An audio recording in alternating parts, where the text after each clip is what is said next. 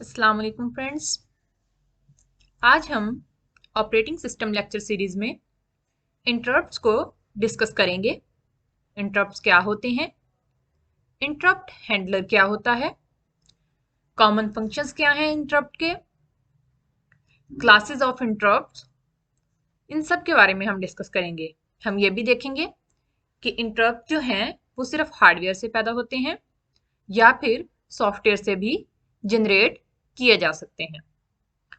Interrupt को आसान अल्फाज में यूं समझ लीजिए कि जब सीपीयू कोई जॉब एग्जीक्यूट कर रहा होता है, उस दौरान एक नई जॉब आ जाती है और वो ये कहती है कि पहले मुझे एग्जीक्यूट किया जाए। अब सीपीयू को ये डिसाइड करना होता है कि उसको उस जॉब को एग्जीक्यूट करना है या नहीं करना है। वो जॉब इंटरप्ट पैदा करती है, दखल अंदाजी करती है सीपीयू के काम में, जिस पर सीपीयू ने यह डिसाइड करना होता है कि आया ये जॉब हाई प्रायोरिटी है या नहीं है, इसको पहले एग्जीक्यूट होना चाहिए या नहीं होना चाहिए। अगर तो वो जॉब हाई प्रायोरिटी है, उसे पहले एग्जीक्यूट होना चाहिए, तो सीपीयू से एलोकेट कर दिया जाता है। अदरवाइज वो प्रीवियस जॉब को एग्जीक्यूट करता है। अगर नई जॉब को सीपीयू एग्जीक्यूट कर दिया जाता है तो जो प्रीवियस जॉब जो कि एग्जीक्यूशन फॉर्म में होती है वो वेटिंग स्टेट में चली जाती है, लेकिन उससे पहले उसका उस वक्त का जो कॉन्टेक्ट्स होता है, जितना वो जॉब एग्जीक्यूट हो चुकी होती है, वो तमाम डाटा सेव कर लिया जाता है।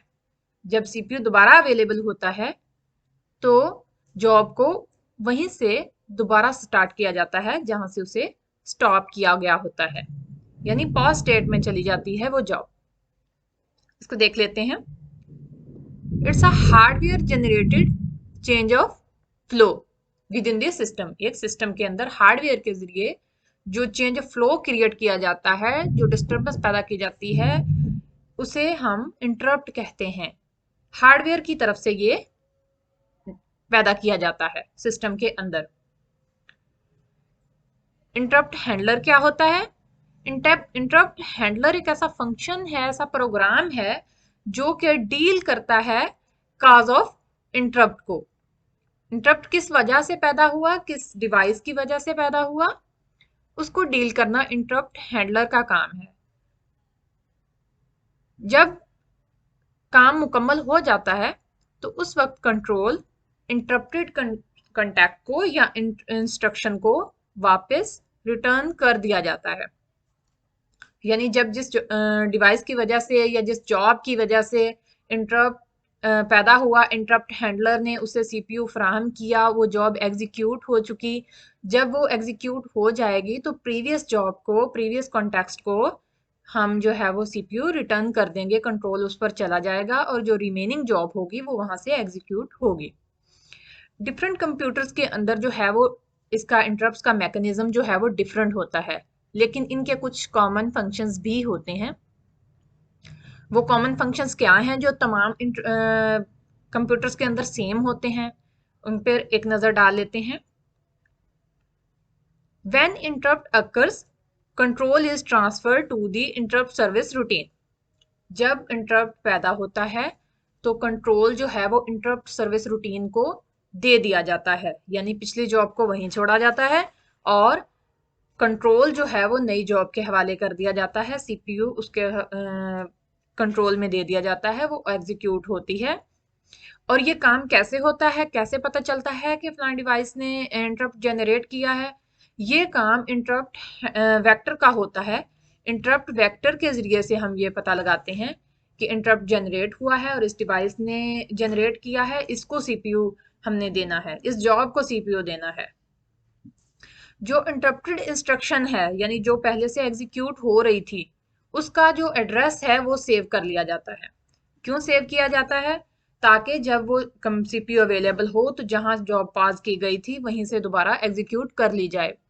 अगर ऐसा नहीं करते तो इसका डिसएडवांटेज क्या होगा? इसका डिसएडवांटेज ये है कि जॉब दोबारा नए सिरे से स्टार्ट से एग्जीक्यूट होना शुरू हो जाएगी। हो सकता है उस दौरान अगेन इंटरप्ट आ जाए और हम उसका एड्रेस फिर सेव नहीं करें, तो जब नेक्स्ट टाइम फिर सीपीयू अवेलेबल होगा, जॉब फिर से स्टार्ट से एग्जीक्यूट होना शुरू हो जाएगी। इस तरह से बहुत सारा टाइम वेस्ट होगा और इस जॉब के कंप्लीशन के चांसेस भी कम हो जाएंगे। इस वजह से हम इसका एड्रेस सेव करते हैं। जब कंट्रोल वापस आता है फ्री होके, तो हम अगेन जो है वो वहीं से जॉब को स्टार्ट कर देते हैं जहां पॉज की होती है। अगर एक इंटरप्ट जो है वो काम कर रहा है, एक इसका फंक्शन है हमारे पास कि एक इंटरप्ट अगर काम कर रहा है, प्रोसेस हो रहा है, तो जो नेक्स्ट इनकमिंग इंटरप्ट्स होंगे उनको हम डिसेबल कर देंगे, उनको एग्जीक्यूट नहीं किया जाएगा। किस लिए एग्जीक्यूट नहीं किया जाएगा? ओवरराइटिंग और लूजिंग से प्रिवेंट करने के लिए। यानी कि अगर एक इंटरप्ट एग्जीक्यूट हो रहा है, उसी दौरान हम नया इंटरप्ट आ जाता है, हम उसको भी एग्जीक्यूट करवाने की कोशिश करते हैं उस जॉब को दरमियान में छोड़कर, तो हम हो सकता है कि हम उन इंटरप्ट को ओवरराइट कर जाएं या लूज कर जाएं, जिसकी वजह से आउटपुट में खराबी पैदा हो सकती है, आउटपुट सही नहीं आएगी हमारी जॉब्स की। इसलिए ये एक रूल बना दिया गया है तमाम कंप्यूटर्स के लिए कि जब एक इंटरप्ट जो है वो एग्जीक्यूट हो रहा है, तो नेक्स्ट आने वाले जो तमाम इंटरप्ट्स हैं वो डिसेबल होंगे। उस दौरान दूसरा कोई डिवाइस जो है वो इंटरप्ट जनरेट नहीं कर सकती। उसके अलावा यहाँ पे एक एग्जांपल है कि डिवाइस ड्राइवर्स जो हैं उनसे भी इंटरप्ट जनरेट होते हैं। और सॉफ्टवेयर जनरेटेड जो हमारे पास होते हैं इंटरप्ट्स, उसको ट्रैप बोलते हैं। Trap is a software generated interrupt. ये क्यों पैदा होता है? जब कोई एरर आता है या फिर यूजर रिक्वेस्ट करता है किसी आईओ ऑपरेशन के लिए, उस वक्त जो है वो हमारे पास ट्रैप इंटरप्ट पैदा होता है। यहाँ से हमें ये पता चलता है कि जो इंटरप्ट्स हैं वो सिर्फ हार्डवेयर से पैदा नहीं होते, ये सॉफ्टवेयर भी जनरेट कर सकता है खुद से। और ये कब पैदा होते हैं? जब किसी फंक्शन के अंदर, किसी प्रोग्राम में, किसी प्रोसेस में कोई एरर आता है या फिर यूजर रिक्वेस्ट करता है आईओ ऑपरेशन की, तो उस वक्त जो है वो हमारे पास इंटरप्ट्स पैदा होते हैं और उस इंटरप्ट को हम ट्रैप बोलेंगे, जो सॉफ्टवेयर की तरफ से पैदा हुआ। ऑपरेटिंग सिस्टम जो है वो हमारे पास हमें बता रहे हैं कि इंटरप्ट ड्रिवन है। इसका क्या मतलब है कि इंटरप्ट्स होंगे तो ऑपरेटिंग सिस्टम काम करेगा, अदरवाइज जो सिस्टम है वो आइडल होगा, फ्री होगा। इंटरप्ट्स जब तक आते रहेंगे काम होता रहेगा, नई जॉब्स मिलती रहेंगी ऑपरेटिंग सिस्टम को और वो उनको एग्जीक्यूट करता रहेगा।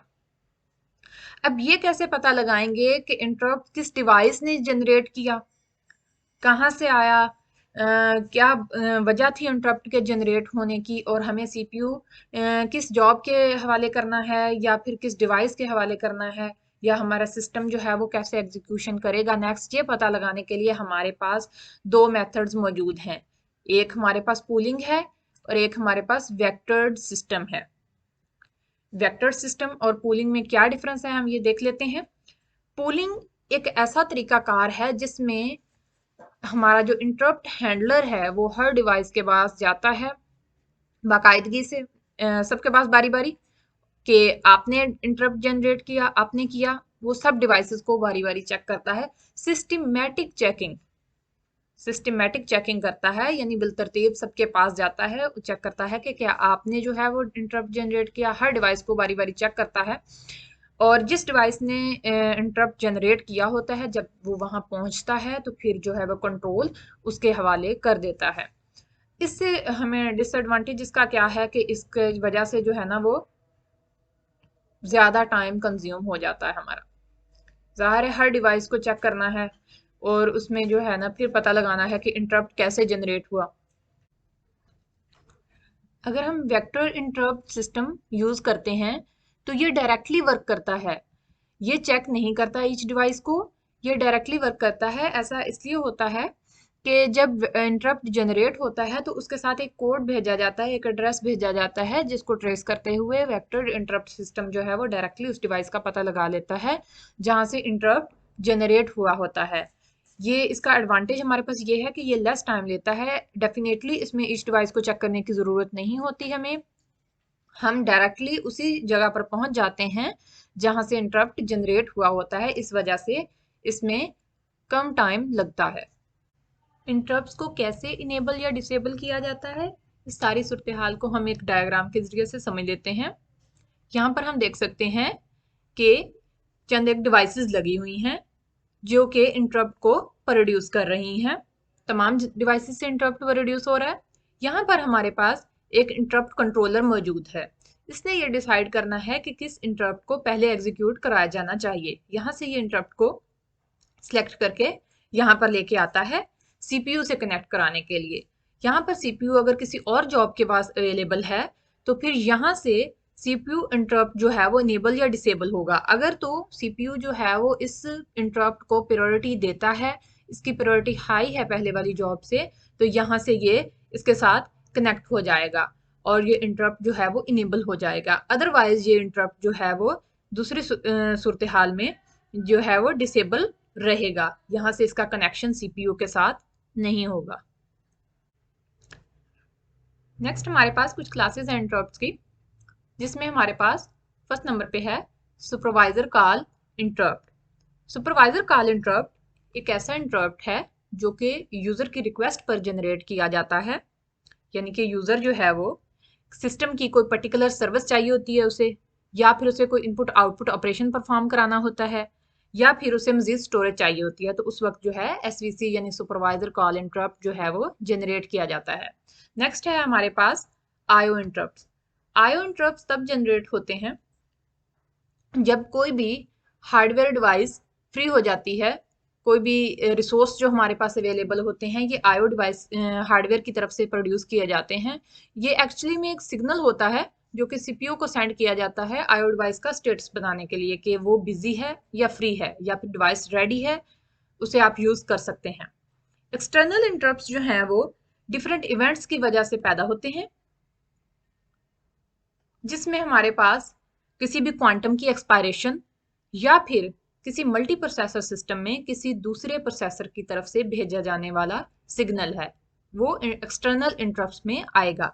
रीस्टार्ट इंटरप्ट्स हमारे पास तब पैदा होते हैं जब हम स्क्रीन पर रीस्टार्ट बटन को प्रेस करते हैं या फिर मल्टी प्रोसेसर सिस्टम में किसी दूसरे प्रोसेसर की तरफ से हमें रीस्टार्ट का सिग्नल भेजा जाता है, तब रीस्टार्ट इंटरप्ट जनरेट होते हैं। प्रोग्राम चेक इंटरप्ट्स हमारे पास तब पैदा होते हैं जब हम किसी भी प्रोग्राम की एग्जीक्यूशन कर रहे होते हैं और उसके अंदर अनवांटेड एरर्स आ रहे हैं, जिसकी वजह से प्रोग्राम की एग्जीक्यूशन स्मूथली नहीं हो रही, उस वक्त प्रोग्राम चेक इंटरप्ट्स पैदा होते हैं। फॉर एग्जांपल किसी भी नंबर को 0 से डिवाइड कर देना, या फिर अरिथमेटिक ओवरफ्लो और अंडरफ्लो, या फिर हम किसी रॉन्ग डाटा फॉर्मेट का यूज करते हैं तो उस वक्त हमारे पास प्रोग्राम चेक इंटरप्ट पैदा होते हैं। लास्ट है हमारे पास machine check interrupt. Machine check interrupt हमारे पास अगर हमारा हार्डवेयर अच्छा नहीं है, ठीक से वर्क नहीं कर रहा, तो उस सूरत हाल में हमारे पास मशीन चेक इंटरप्ट पैदा होते हैं। ये थी कुछ क्लासेस इंटरप्ट्स की। उम्मीद है आपको हमारा आज का लेक्चर अच्छे से समझ में आया होगा। अगर आया है तो हमारे वीडियो को लाइक कीजिए, चैनल को सब्सक्राइब कीजिए। Thank you.